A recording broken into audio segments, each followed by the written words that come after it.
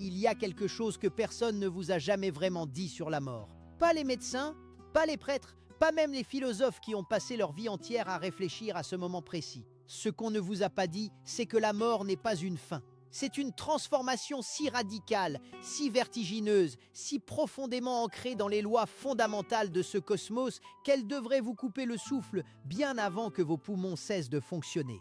Et il y a une raison pour laquelle cette vérité vous a été cachée, ou plutôt pour laquelle personne n'a pris la peine de vous l'expliquer correctement. Nous allons y revenir. Mais d'abord, posez-vous une seconde dans le silence de ce que vous ressentez en ce moment même. Imaginez que quelqu'un que vous aimez est parti. Pas d'une façon abstraite, pas dans un film, pas dans un livre. Quelqu'un de réel, quelqu'un dont vous connaissiez le rire, l'odeur du matin, la façon dont ses mains bougeaient quand il cherchait ses mots. Et imaginez que vous vous êtes retrouvé dans une salle propre, froide, qui sentait légèrement le métal et quelque chose d'autre que vous ne saviez pas nommer, pendant que ce que vous aviez aimé passait à travers une flamme. Et vous vous êtes demandé, en regardant fixement un point quelconque du mur blanc devant vous, où est-ce qu'il va maintenant? Où est-ce qu'elle va? Est-ce que quelque chose reste? Est-ce que quelque chose continue?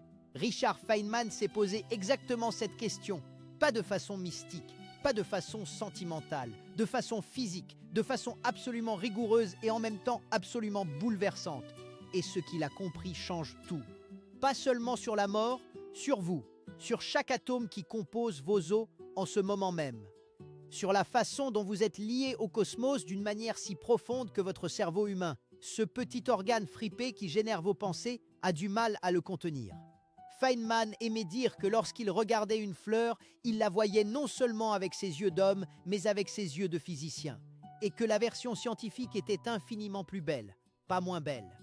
Plus belle, parce qu'elle révélait des couches de réalité que le regard ordinaire ne pouvait pas percevoir. Alors ce que nous allons faire aujourd'hui, ensemble, c'est regarder la crémation, la mort, la dispersion de ce que nous sommes, avec ces mêmes yeux-là, les yeux qui voient les atomes, les yeux qui comprennent les lois, les yeux qui réalisent que cette histoire est infiniment plus grande que ce que vous pensiez. Mira, avant de continuer, faites une chose très simple. Si vous êtes du genre à regarder ce ciel nocturne depuis votre fenêtre et à ressentir quelque chose d'indéfinissable, quelque chose entre l'émerveillement et une légère terreur, alors vous êtes exactement là où vous devez être. Et si vous êtes du genre à vous abonner aux chaînes qui vous font sentir que votre cerveau s'allume pour de bonnes raisons, eh bien, les boutons sont là.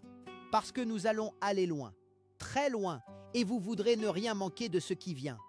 Revenons à cette salle où quelqu'un attend avec une chaleur insoutenable de l'autre côté d'une paroi. Une chaleur qui atteint presque 900 degrés Celsius. À cette température, le corps humain moyen, 70 kg de protéines, de lipides, d'eau, de calcium et d'une centaine d'autres éléments organisés en un système d'une complexité stupéfiante, commence à se décomposer selon des règles que la chimie et la physique connaissent parfaitement.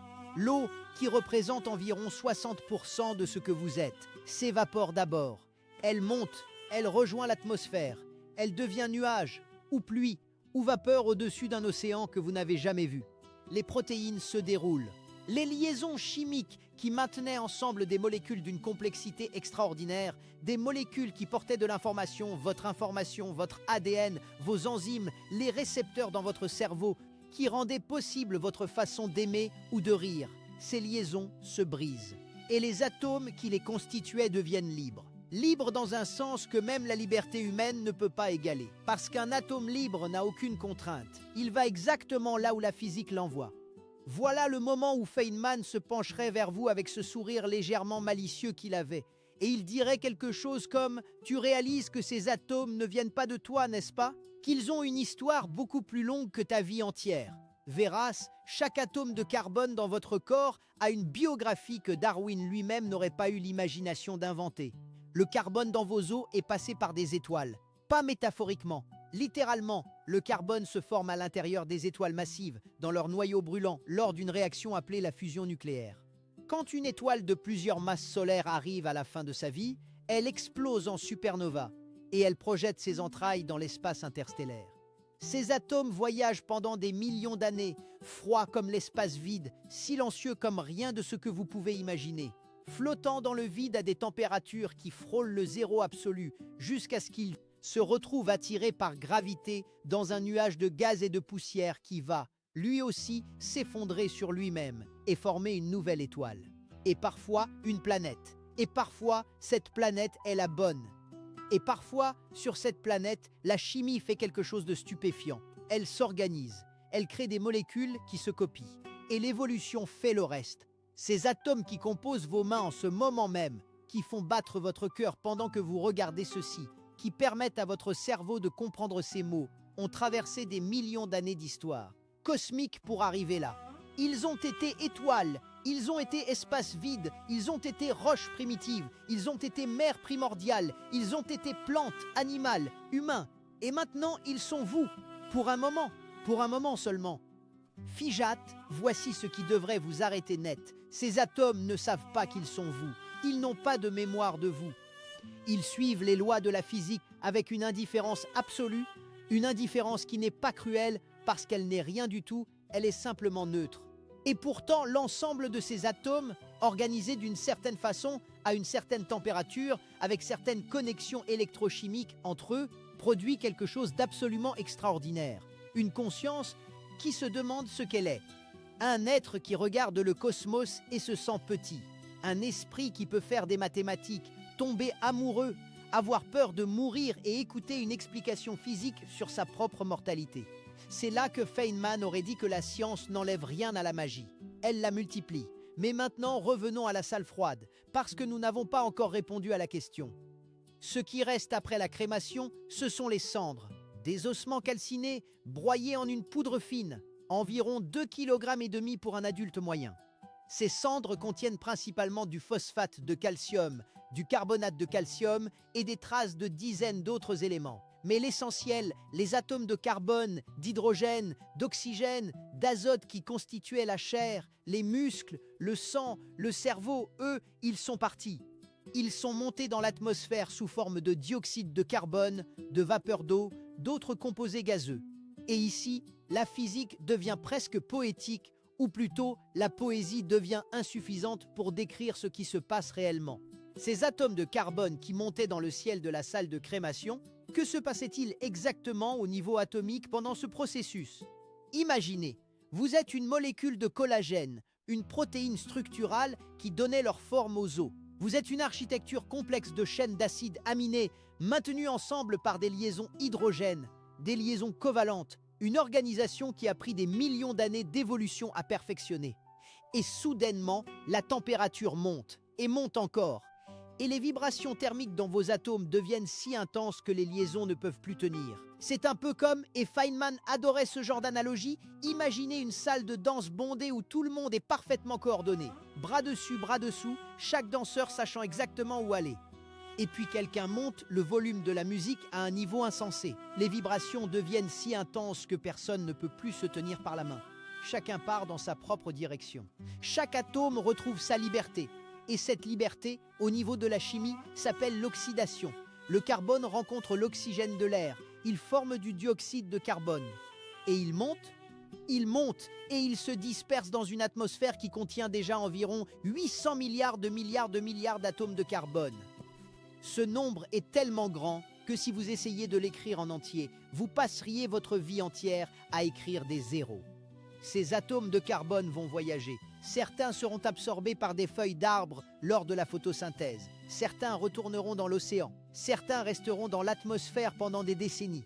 Certains, par des mécanismes géologiques que nous comprenons à peine, seront un jour piégés dans des roches sédimentaires. Et certains, dans des millions ou des milliards d'années, pourraient se retrouver dans une nouvelle étoile. Tesuena, il devrait, parce que c'est exactement ce que vous êtes déjà. La version actuelle d'une histoire qui n'a pas de début et qui n'a pas de fin. Mais voilà où nous devons parler de quelque chose d'important, de quelque chose que Feynman n'aurait pas mis de côté avec un sourire. Parce qu'il y a une dimension de tout ceci qui dépasse la simple poésie atomique et qui concerne directement la survie de notre espèce. Ces atomes que vous êtes en ce moment, cette organisation unique et temporaire que vous appelez vous-même, elle est le produit de 4 milliards d'années d'évolution sur une seule planète. Une planète qui orbite autour d'une seule étoile. Une étoile qui brûlera pendant encore environ 5 milliards d'années avant de se transformer en géante rouge et d'engloutir tout ce que nous connaissons. 5 milliards d'années, ça semble long. Mais demandez-vous combien de temps nous avons déjà passé à ignorer ce fait fondamental. Combien de générations ont vécu et sont mortes sans jamais lever les yeux pour comprendre ce que le ciel leur disait vraiment. Et demandez-vous si nous avons le luxe de continuer à ignorer. Feynman disait que la première qualité d'un scientifique est l'honnêteté absolue avec les faits. Même quand les faits sont inconfortables, et les faits ici sont inconfortables. Nous sommes une espèce intelligente, peut-être la seule dans notre voisinage cosmique immédiat, qui a compris les lois qui gouvernent l'univers, qui a construit des outils capables de quitter sa propre planète et qui passe néanmoins la majorité de son temps et de ses ressources à se battre pour des frontières sur un caillou de 14 000 km de diamètre dans un univers de 93 milliards d'années-lumière de large.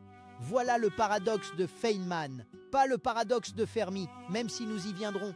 Le paradoxe de Feynman, nous sommes capables de comprendre l'univers et nous choisissons obstinément de ne pas le faire. Escucha, il faut maintenant parler de ce silence qui devient de plus en plus difficile à ignorer pour quiconque passe du temps à regarder les données. Ce silence que la physique et l'astronomie ont rendu mathématiquement troublant. Vous connaissez peut-être le paradoxe de Fermi sous sa forme simplifiée. L'univers est vieux, immense, rempli de milliards de galaxies contenant chacune des milliards d'étoiles, dont beaucoup ont des planètes, dont certaines sont dans la zone habitable. Et pourtant, nous n'entendons rien, aucun signal, aucune visite, aucune preuve d'une autre civilisation technique. Les explications possibles à ce silence sont toutes également terrifiantes si vous prenez le temps de les analyser. La première, la vie intelligente est extrêmement rare, si rare que nous pourrions être les seuls dans notre galaxie, voire dans notre groupe local de galaxies. Ce qui signifie que si nous disparaissons, peut-être que la conscience, la capacité de l'univers à se regarder lui-même et à se comprendre disparaît avec nous. La deuxième explication, la vie intelligente apparaît régulièrement, mais elle ne dure jamais longtemps. Il existe quelque chose que les chercheurs appellent le grand filtre. Un obstacle ou une série d'obstacles qui empêchent les civilisations de s'étendre dans l'espace. Et la question la plus inconfortable que l'on puisse se poser est celle-ci, est-ce que ce filtre est derrière nous ou devant nous? Est-ce qu'il était dans le passé difficile de la vie à s'organiser, des cellules à développer un noyau, des organismes multicellulaires à apparaître, ce qui expliquerait que peu de civilisations aient émergé? Ou est-ce que le filtre est devant nous? Est-ce qu'il nous attend? Est-ce que chaque civilisation intelligente arrive à un point précis de son développement technologique et se détruit ou est détruite par quelque chose? Si le grand filtre est devant nous, alors le silence du cosmos n'est pas un mystère, c'est un avertissement. Feynman n'était pas homme à succomber à la paranoïa ou à l'alarmisme. Il était homme à regarder les données. Et les données disent ceci, nous vivons sur une planète qui a connu 5 extinctions de masse. La dernière, il y a 66 millions d'années, a effacé 75% des espèces vivantes en un temps géologiquement instantané parce qu'un objet d'environ 10 km de diamètre est tombé du ciel, à une vitesse d'environ 20 km par seconde. 10 km, voilà la distance entre deux quartiers d'une ville moyenne, et cela a mis fin au règne des dinosaures. Nous connaissons aujourd'hui des milliers d'astéroïdes dont les orbites croisent celles de la Terre. Nous en découvrons de nouveaux chaque année. Notre capacité à détecter ces objets s'améliore, mais notre capacité à les dévier reste largement théorique. Le projet DART de la NASA, qui a réussi en 2022 à dévier un petit astéroïde de sa trajectoire, est une première preuve de concept, une étape magnifique et courageuse. Mais nous sommes encore au niveau nourrisson qui apprend à marcher face à ce défi. Et l'astéroïde n'est que l'un des dangers. Il y a aussi les éruptions solaires de classe X qui peuvent perturber ou détruire notre infrastructure électronique globale. Il y a les supervolcans, comme celui qui dort sous Yellowstone, dont une éruption majeure refroidirait l'atmosphère terrestre pendant des années. Il y a le changement climatique, dont les effets les plus graves sont encore devant nous si nous ne changeons pas de trajectoire. Et il y a, plus loin dans le temps, le destin inévitable de notre Soleil. Mais voici ce que Feynman dirait, et c'est crucial. Il ne vous dit pas tout cela pour vous paralyser. Il vous le dit parce que comprendre un problème est la première condition pour le résoudre. Et parce que l'alternative, ne pas comprendre, ne pas regarder, détourner les yeux et espérer que quelqu'un d'autre s'en occupera, cette alternative est la définition de l'extinction. Nous sommes la première espèce dans l'histoire de cette planète qui peut potentiellement faire quelque chose à ce sujet. Pas les dinosaures, pas les trilobites, pas les fougères géantes du Carbonifère. Nous, avec nos équations, nos télescopes, nos fusées, nos ordinateurs, notre capacité obstinée et magnifique à comprendre les lois de l'univers. Alors voici la vraie question, la question derrière toutes les questions que nous avons posées jusqu'ici. Qu'est-ce que nous allons faire de cette compréhension? Allons-nous rester sur ce point pâle bleu, comme Carl Sagan l'appelait, cette petite tache dans un rayon de lumière solaire, et attendre que le destin décide pour nous? Ou allons-nous faire ce que l'intelligence est supposée faire? Anticiper, préparer, agir, Véras, revenons maintenant aux atomes. Parce que la connexion entre la physique de la crémation et l'urgence des voyages spatiaux est plus directe que vous ne le pensez, et elle passe par une idée que Feynman aimait particulièrement. Feynman croyait profondément dans ce qu'il appelait la valeur du doute. Il disait qu'un homme qui prétend être certain est un homme qui a cessé de chercher. Et il y a une certitude que nous devons nous permettre de remettre en question. La certitude que la Terre est notre foyer permanent. Elle n'est pas notre foyer permanent, elle est notre berceau. Et les berceaux, comme le disait Konstantin Tsiolkovsky, le père de l'astronautique, ne sont pas faits pour être habités pour toujours. Chaque atome de votre corps a déjà voyagé à travers des distances cosmiques. Chaque atome que vous serez après votre mort voyagera encore. La nature, si l'on peut appeler ainsi l'ensemble des lois physiques, ne connaît pas la notion de frontières. Les atomes ne demandent pas de visa. Ils ne s'arrêtent pas à des frontières planétaires. Ils vont là où la physique les envoie. Et les humains, ces collections temporaires d'atomes qui ont développé une conscience. Ces êtres extraordinaires qui ont appris à coder les lois de l'univers dans des symboles mathématiques et à les utiliser pour construire des vaisseaux qui quittent leur propre planète. Ces humains ont tout ce qu'il faut pour faire la même chose. Nous avons pour la première fois dans l'histoire de la vie sur Terre la capacité de choisir notre destination cosmique. Pensez à ce que cela signifie. 4 milliards d'années d'évolution aveugle, de mutations aléatoires, de sélection naturelle impitoyable ont produit un organisme capable de comprendre le mécanisme qu'il a créé et capable de décider consciemment d'aller ailleurs. C'est peut-être l'événement le plus extraordinaire qui se soit jamais produit sur cette planète, et nous y participons. Mira, parlons maintenant de ce que nous savons concrètement. Parce que Feynman avait horreur des grandes déclarations sans contenu. Il voulait des détails, il voulait des mécanismes, il voulait comprendre comment les choses fonctionnent vraiment. SpaceX et ses concurrents ont développé des lanceurs réutilisables qui ont réduit le coût d'accès à l'espace d'un facteur 10 en moins de 20 ans. Le moteur Raptor de SpaceX utilise du méthane liquide et il est conçu spécifiquement pour être ravitaillé sur Mars, qui possède une atmosphère de dioxyde de carbone et de la glace d'eau dont on peut extraire les deux carburants. C'est de l'ingénierie circulaire appliquée à l'échelle planétaire. C'est Feynman qui aurait adoré expliquer ça. La propulsion nucléaire thermique, une technologie qui existait déjà dans les années 60 sous forme de prototype, mais qui n'a jamais été développée à grande échelle pour des raisons politiques, permet théoriquement de réduire la durée d'un voyage vers Mars de plusieurs mois à quelques semaines. NASA et d'autres agences travaillent actuellement sur des versions modernes de ce concept. Le principe est simple. Au lieu de brûler un carburant chimique, on utilise un réacteur nucléaire pour chauffer un propulseur, généralement de l'hydrogène liquide, à des températures beaucoup plus élevées, ce qui donne une poussée spécifique bien supérieure. Pour aller plus loin vers les étoiles, les concepts deviennent plus spéculatifs, mais pas moins sérieux.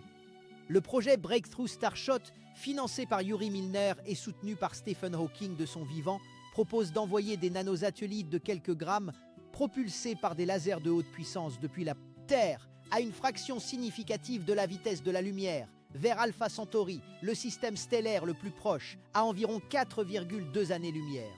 Le voyage prendrait environ 20 ans, les données mettraient 4 ans à nous parvenir.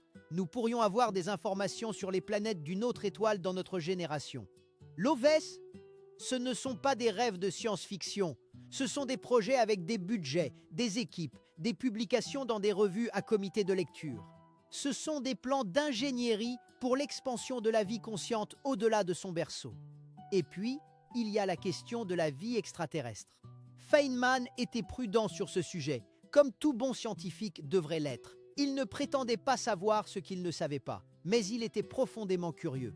Et les données que nous avons aujourd'hui auraient certainement alimenté cette curiosité. Nous savons que l'eau liquide, considérée comme l'une des conditions nécessaires à la vie telle que nous la connaissons, n'est pas rare dans le système solaire. Europe, la lune de Jupiter, possède un océan d'eau liquide sous sa croûte de glace, maintenu chaud par les forces de marée gravitationnelle de Jupiter. Encelade, une lune de Saturne, projette des geysers d'eau dans l'espace. La sonde Cassini a détecté dans ces geysers de l'hydrogène moléculaire, ce qui suggère des réactions hydrothermales au fond de son océan souterrain, exactement le type d'environnement où la vie est apparue sur Terre. Titan, une autre lune de Saturne, possède une atmosphère dense riche en azote et en méthane, avec des lacs et des rivières de méthane liquide à sa surface. Certains chercheurs ont proposé que des formes de vie très différentes de celles que nous connaissons, des formes basées sur des chimies alternatives, pourraient exister dans ces environnements. Nous ne savons pas. Nous ne savons vraiment pas. Et cette incertitude est précieuse. La mission Europa Clipper, lancée par la NASA en 2024, va passer plusieurs fois près d'Europe pour analyser en détail son environnement et évaluer l'habitabilité de son océan souterrain. La mission Dragonfly, un drone nucléaire, est prévue pour explorer la surface de Titan dans les années 2030. Ces missions ne sont pas des curiosités académiques. Ce sont des sondes envoyées pour répondre à l'une des questions les plus importantes que l'humanité puisse poser: sommes-nous seuls? Et la réponse à cette question, quelle qu'elle soit, changera tout. Si nous trouvons de la vie, même microbienne, même sur Europe ou Encelade, cela signifie que la vie est probablement courante dans l'univers. Que sur les milliards de planètes qui existent dans notre seule galaxie, beaucoup ont développé une forme de vie, ce qui augmente la probabilité que certaines aient développé une vie complexe. Ce qui rend le silence du paradoxe de Fermi encore plus mystérieux et plus urgent à résoudre. Si nous ne trouvons pas de vie, si après avoir exploré Europa, Encelade, Titan, Mars et tous les autres candidats plausibles dans notre voisinage, nous ne trouvons toujours rien, alors la conclusion s'impose avec une logique implacable. La vie est peut-être extraordinairement rare. Et nous, cette collection temporaire d'atomes stellaires qui a développé une conscience, nous sommes peut-être la seule gardienne de ce que l'univers a de plus précieux. Escucha, je veux vous raconter quelque chose. Pas une expérience de pensée cette fois, une histoire vraie. En décembre 1984, une météorite est tombée dans les montagnes d'Allan Hills, en Antarctique. Elle a été collectée par une équipe scientifique et numérotée ALH 84001.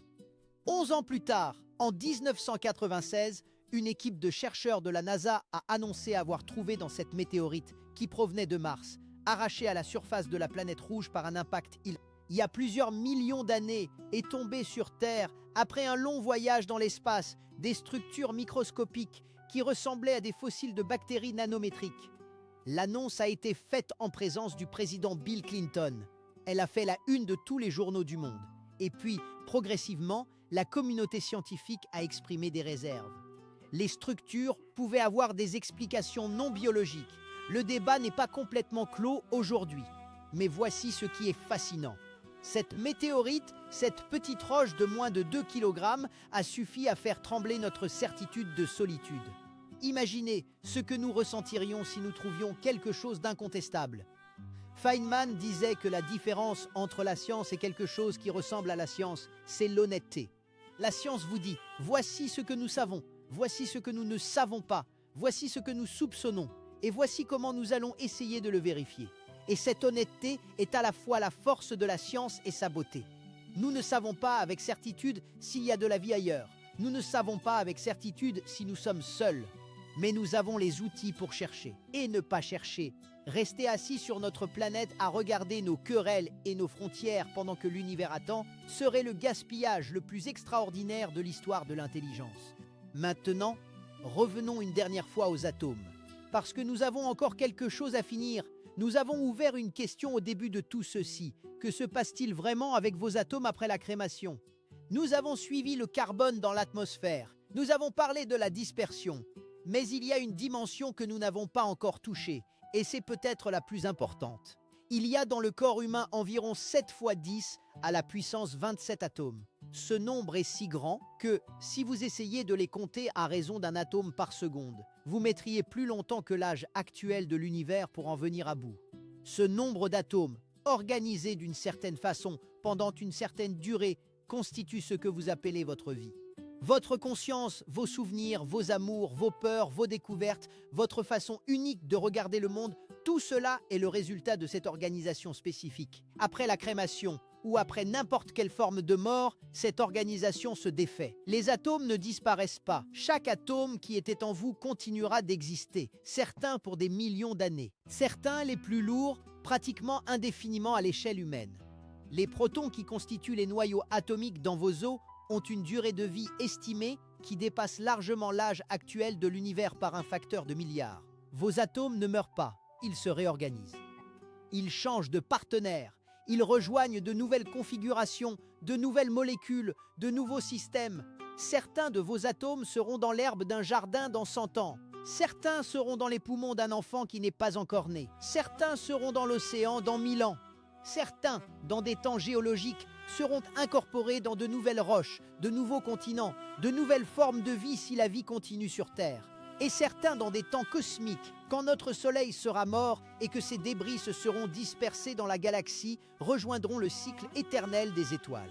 Ils seront peut-être un jour dans le noyau d'une étoile de la prochaine génération. Ils seront peut-être dans une planète qui orbite autour de cette étoile. Ils seront peut-être dans quelque chose que nous ne pouvons pas imaginer. Feynman aurait dit « N'est-ce pas extraordinaire? Tu es fait de la même matière que les étoiles. Tu retourneras à la même matière que les étoiles. Tu n'es pas séparé du cosmos. Tu es une expression temporaire du cosmos, une façon que l'univers a trouvé de se regarder lui-même. Et voilà la révélation que nous avons mise de côté depuis le début. La raison pour laquelle cette vérité vous a été cachée, ou plutôt la raison pour laquelle personne n'a pris la peine de vous l'expliquer de cette façon, ce n'est pas une mauvaise nouvelle. Ce n'est pas une source de désespoir. C'est exactement le contraire. Si vous êtes fait d'atomes qui ont traversé des milliards d'années d'histoire cosmique pour s'assembler en vous, alors vous n'êtes pas un accident sans importance dans un univers indifférent. Vous êtes le produit de l'histoire la plus longue et la plus complexe que nous connaissions. Vous êtes l'endroit où l'univers a réussi à s'organiser assez pour se comprendre lui-même. Et vos atomes, après votre mort, rejoindront d'autres histoires, d'autres organisations, d'autres moments de conscience peut-être. Mais, et c'est crucial, et c'est là où la physique rejoint l'urgence, cette continuité atomique n'est pas consciente. Les atomes ne savent pas qu'ils furent vous. Ils ne portent aucune mémoire, aucune expérience, aucun souvenir de ce que vous avez construit et de ce que vous avez été. La conscience, cette chose extraordinaire et fragile, cette organisation particulière qui permet à un être de penser, de ressentir, de chercher, elle ne survit pas à la dispersion des atomes sous leur forme actuelle. Ce qui survit, ce sont les effets, ce sont les idées, ce sont les découvertes, ce sont les enfants que vous avez élevés, les personnes que vous avez influencées, les équations que vous avez résolues, les questions que vous avez éveillées. Richard Feynman est mort en février 1988. Ses atomes sont dispersés. Mais les idées qu'il a générées avec ces atomes organisés d'une certaine façon pendant 69 ans, ces idées sont ici, maintenant dans ce texte, dans votre cerveau, dans la façon dont vous allez regarder les étoiles ce soir. Voilà l'immortalité que la physique peut vous offrir. Pas l'immortalité de vos atomes, ils seront toujours là de toute façon, mais l'immortalité de ce que votre organisation temporaire a produit. Les idées voyagent. Les questions posées ouvrent des portes que d'autres traverseront. Les découvertes s'accumulent. La science est cumulative par nature. Chaque génération commence un peu plus haut que la précédente, portée par les épaules de ceux qui ont cherché avant elle. C'est pourquoi l'exploration spatiale est urgente. Pas parce que nous avons peur de mourir individuellement. Nous mourrons tous. Nos atomes le savent et s'en foutent. Mais parce que si nous disparaissons comme espèce, nous emportons avec nous quelque chose d'irremplaçable. La conscience, la capacité de l'univers à se comprendre. 4 milliards d'années d'évolution progressive, de complexité croissante, de conscience émergente, qui se termineraient en silence, parce que nous n'avons pas eu le courage ou l'intelligence de nous diversifier au-delà d'une seule planète. Mira, les ingénieurs qui travaillent sur les systèmes de propulsion nucléaire dans les laboratoires de l'Université du Nouveau-Mexique et au Marshall Space Flight Center de la NASA ne pensent probablement pas à tout cela. Tous les jours, ils pensent à leurs équations, à leurs matériaux, à leurs problèmes techniques immédiats. C'est la beauté de la science spécialisée. mais Feynman pensait à tout cela. Il voyait les connexions entre la physique des atomes et la physique des étoiles, entre la thermodynamique d'un corps en crémation et la thermodynamique d'une étoile en fin de vie, entre la dispersion d'une conscience individuelle et le risque de dispersion d'une conscience collective. Et ces connexions ne sont pas des métaphores, ce sont des réalités physiques. Les mêmes lois qui gouvernent ce qui arrive à vos atomes après votre mort gouvernent ce qui arrivera aux atomes de notre planète quand notre Soleil entrera dans sa phase de géante rouge. Les mêmes processus physiques qui permettent à des atomes de se réorganiser en nouvelles structures après la mort d'un individu pourraient, si nous en avons la sagesse et le courage, permettre à notre espèce de se réorganiser au-delà de son berceau planétaire. Feynman aurait dit « La physique ne connaît pas les frontières que vous vous inventez, elle connaît les lois. Et les lois disent que la matière se conserve, que l'énergie se conserve, que l'information se transforme, mais ne disparaît pas complètement. Les lois disent aussi que rien ne dure indéfiniment dans la même configuration. Ni un atome, ni une molécule, ni un individu, ni une planète, ni une étoile, ni une galaxie. Et que la question pertinente n'est pas de savoir comment éviter ce changement, car c'est impossible.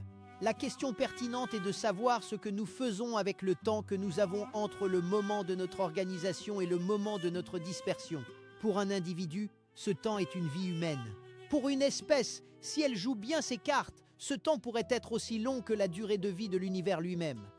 Parce qu'une espèce qui apprend à voyager entre les étoiles, qui apprend à utiliser l'énergie des étoiles, qui apprend à exister dans des environnements que nous ne pouvons même pas imaginer aujourd'hui, cette espèce n'est plus contrainte par le destin d'une seule planète ou d'une seule étoile.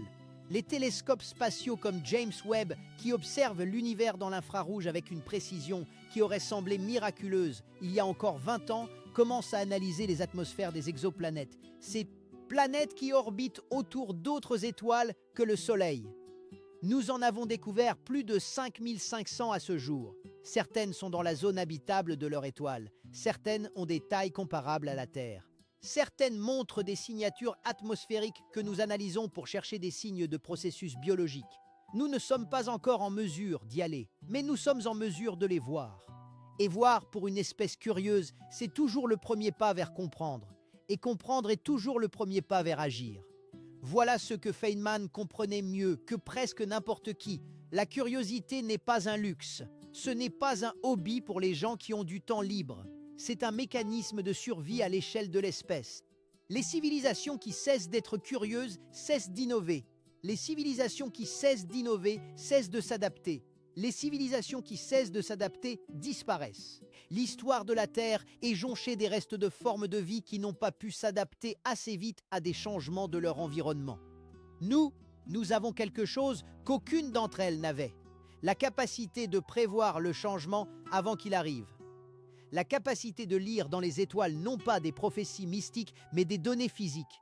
La capacité de construire des systèmes qui nous permettent d'aller ailleurs avant que l'ici devienne inhabitable. Véras, il y a quelque chose d'extraordinairement beau dans tout cela. Quand vous regardez les cendres dans une urne funéraire, quand vous tenez dans vos mains cette poudre grise et fine qui représente tout ce qu'une vie a été, vous tenez en réalité de la matière cosmique ancienne. Des atomes qui ont voyagé depuis des étoiles mortes. Des atomes qui continueront leur voyage bien après que vous aurez disparu, vous aussi. Ces cendres ne sont pas la fin de quelque chose. Elles sont une transition dans un cycle infiniment plus grand que tout ce que l'œil humain peut percevoir ou que l'esprit humain peut facilement contenir. Et si vous êtes la personne qui tient cette urne, si vous êtes le fils, la fille, le partenaire, l'ami, si vous êtes celui ou celle qui a regardé quelqu'un disparaître à travers une flamme et qui cherche un sens dans ce qui reste, alors voici ce que la physique vous dit. La personne que vous avez aimée n'a pas disparu. Elle s'est dispersée. La conscience, l'organisation unique qui la rendait elle-même, cette organisation-là, oui, elle a cessé.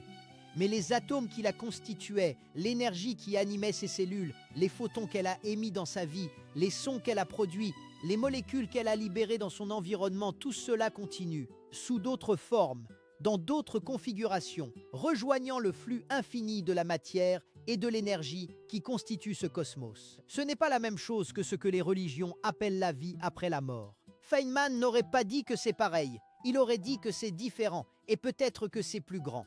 parce que la vie après la mort au sens religieux est souvent conçue comme une continuation de la même conscience dans un autre lieu. Ce que la physique offre, c'est quelque chose de plus vaste, une participation au cycle éternel de la matière et de l'énergie à l'échelle cosmique, une dissolution dans le tout plutôt qu'une persistance dans le même. Est-ce que c'est réconfortant? C'est à vous de décider. Feynman n'était pas là pour vous réconforter, il était là pour vous dire la vérité. Et la vérité est que vos atomes ont une histoire plus longue que vous et auront un avenir plus long que vous. Vous êtes un chapitre, court et magnifique, dans une histoire qui n'a ni début clairement identifiable, ni fin prévisible. Et maintenant, la question qui reste, la question que nous avons promis de résoudre depuis le début, la vraie question qui court sous tout le reste. Pourquoi est-ce que cela change quelque chose à la façon dont vous vivez? Pourquoi est-ce que comprendre la physique de vos atomes devrait modifier votre rapport à l'existence, à l'exploration, à l'avenir de votre espèce?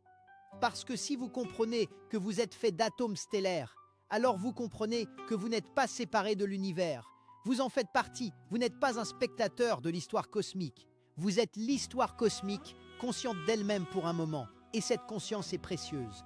Non pas de façon abstraite, mais de façon concrète et physique, parce qu'elle pourrait être la seule conscience de ce type dans un rayon de plusieurs années-lumière, et peut-être dans un rayon beaucoup plus grand que nous ne pouvons le mesurer. Et si cette conscience disparaît parce que nous n'avons pas eu la sagesse de la protéger, de la multiplier, de l'étendre au-delà de ce fragile point bleu, alors l'univers, pour la première fois depuis des milliards d'années, perdra peut-être la seule façon qu'il avait de se regarder et de se comprendre. Feynman disait que la science est une façon de ne pas se mentir à soi-même. Et la vérité que nous ne devons pas nous cacher est celle-ci. Nous avons la capacité et donc la responsabilité d'aller plus loin, de chercher, d'explorer, de ne pas rester assis dans notre berceau à attendre que le destin décide pour nous. Chaque mission spatiale est une décision que l'humanité prend de ne pas disparaître passivement. Chaque télescope que nous pointons vers les étoiles est une déclaration que nous voulons comprendre l'univers qui nous a créés. Chaque chercheur qui travaille sur des systèmes de propulsion avancés, sur la détection d'exoplanètes, sur la recherche de biosignatures, sur la protection de la Terre contre les astéroïdes, est un gardien de cette conscience collective qui est peut-être la chose la plus précieuse que l'univers connu ait jamais produite. Et vous qui regardez ceci, qui avez suivi ce chemin depuis les cendres d'un crématorium jusqu'aux étoiles, depuis les atomes qui vous constituent jusqu'au cosmos qui vous contient, vous avez maintenant une compréhension que beaucoup n'ont pas.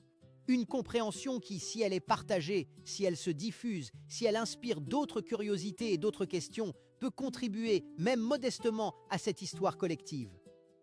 Figeac, Feynman, aimait finir ses cours avec une question ouverte.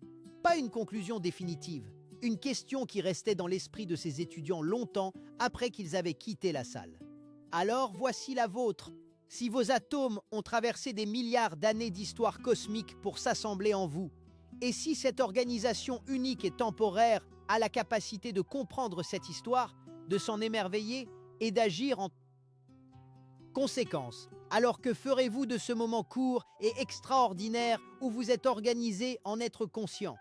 Que ferez-vous de cette curiosité qui est peut-être la chose la plus précieuse que l'univers vous a donnée? Et surtout, à quelle autre histoire vos atomes pourraient-ils contribuer avant de se disperser de nouveau? Personne ne peut répondre à ces questions à votre place, ni les physiciens, ni les philosophes, ni même Feynman. Mais la physique vous dit une chose avec certitude, vous avez le temps, pas éternellement non. Mais vous l'avez maintenant. Et maintenant est la seule unité de temps qui compte vraiment pour un être conscient dans un univers qui ne l'est pas. Regardez le ciel ce soir, cherchez les étoiles les plus brillantes. Rappelez-vous que la lumière qui atteint vos yeux a voyagé pendant des années ou des décennies ou des millions d'années pour arriver jusqu'à vous. Que ces photons ont été créés dans des réactions nucléaires au cœur d'étoiles qui peut-être n'existent plus. Que certains de vos atomes viennent de ces mêmes étoiles. Et ressentez, vraiment ressentez, cette connexion physique réelle, mesurable entre vous et ce cosmos immense et indifférent qui, pour une raison que nous ne comprenons pas encore, a réussi à produire quelque chose qui n'est pas indifférent du tout. Quelque chose qui cherche, quelque chose qui demande, quelque chose qui refuse de se contenter de ne pas savoir. Voilà ce que Feynman appelait le plaisir de trouver les choses. Et voilà ce qui devrait nous pousser, comme espèce, à ne jamais cesser de chercher. Pas par peur de la mort, pas par orgueil technologique, mais parce que la curiosité est la seule réponse digne que nous pouvons donner à l'univers qui a mis 4 milliards d'années à nous créer.